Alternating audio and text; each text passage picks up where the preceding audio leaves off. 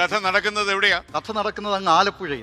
പറഞ്ഞു. ആലപ്പുഴയിൽ PM സുധീരൻ അന്ന് പരാജയപ്പെട്ടത് 1009 വോട്ടിനാണ്. അന്ന് VS സുധീരൻ എന്ന് പറഞ്ഞ് ഒരിടത്തും പ്രചരണത്തിനിറങ്ങാതെ ബാലറ്റ് പേപ്പറിൽ മാത്രം അതിൽ മാത്രം പേരുണ്ടായിരുന്ന VS സുധീരൻ പിടിച്ചത് ഏതാണ്ട് 8500-ലധികം വോട്ടാണ്.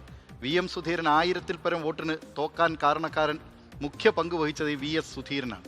പിന്നെ നമ്മൾ ഈ മഞ്ചേശ്വരം ഉണ്ടല്ലോ, മഞ്ചേശ്വരത്തേക്കൊന്ന് പോവാം. കാസർഗോഡ് അവിടെ കഥ പറയുമ്പോൾ K സുരേന്ദ്രനായിരുന്നു 2016-ൽ സ്ഥാനാർത്ഥി. 89 വോട്ടിനാണ് K സുരേന്ദ്രൻ തോറ്റത്.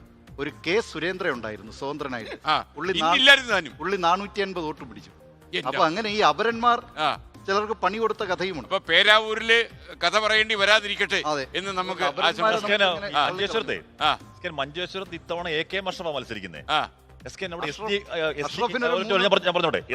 SDP എന്നൊരു സ്ഥാനാർത്ഥിയുണ്ട്. SDP എന്നൊരു സംഘടന, അവരുടെ സംസ്ഥാപന ലക്ഷ്യം തന്നെ RSS വിരുദ്ധം, ഫാസിസ്റ്റ് വിരുദ്ധം എന്നൊക്കെയാണ്. കഴിഞ്ഞ തെരഞ്ഞെടുപ്പിലും അവിടെ K സുരേന്ദ്രൻ പരാജയപ്പെടുന്നത് 1000-ൽ താഴെ വോട്ടുകൾക്ക് മാത്രം പരാജയപ്പെടുന്നത്. അതിനു മുമ്പ് 2 അക്കത്തിൽ പരാജയപ്പെട്ടു K സുരേന്ദ്രൻ. ഇവിടെ SDP സ്ഥാനാർത്ഥി എത്തി. സ്ഥാനാർത്ഥിയുടെ പേരെന്ന് പറയുന്നത് KM അഷ്റഫ്.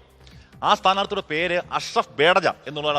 അദ്ദേഹത്തിന്റെ എല്ലാ പോസ്റ്ററുകളിലും അദ്ദേഹം അറിയപ്പെടുന്ന അഷ്റഫ് ബേഡജ എന്നുള്ളത്. പക്ഷേ നാമനിർദ്ദേശ പത്രിക കൊടുത്തപ്പോഴേക്കും KM അഷ്റഫായി. AKM അഷ്റഫും KM അഷ്റഫും.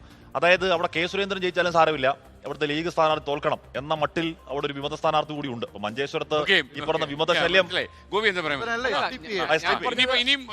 അല്ല, വലിയ പോരാട്ടം നടക്കുന്ന സ്ഥലത്ത് ഇപ്പൊ വട്ടിയൂർക്കാവ് VK പ്രശാന്തിന് ഒരു അപരൻ K പ്രശാന്ത്. അപ്പൊ ഇനിയിപ്പോ ഈ മുന്നണി ഇപ്പൊ G സുധാകരൻ മത്സരിക്കുന്നു. അമ്പലപ്പുഴയിൽ അദ്ദേഹം വലിയ വിജയപ്രതീക്ഷയിൽ മത്സരിക്കണം. അവിടെ ഒരു സുധാകരനുണ്ട്, G ഇല്ല, വെറും സുധാകരൻ ആണ് അപരനായിട്ട് വരുന്നത്. അപ്പൊ ഇതൊക്കെ സംഭവിക്കാൻ സാധ്യതയുള്ളത് മുന്നണികളെ സംബന്ധിച്ച്, പാർട്ടികളെ സംബന്ധിച്ച് അവരുടെ ചിഹ്നം പറഞ്ഞ് ഇനി അവർക്ക് ചിഹ്നം മനസ്സിൽ ഉറപ്പിക്കുകയല്ലാതെ പ്രൊമോട്ട് ചെയ്യാൻ പറ്റൂ.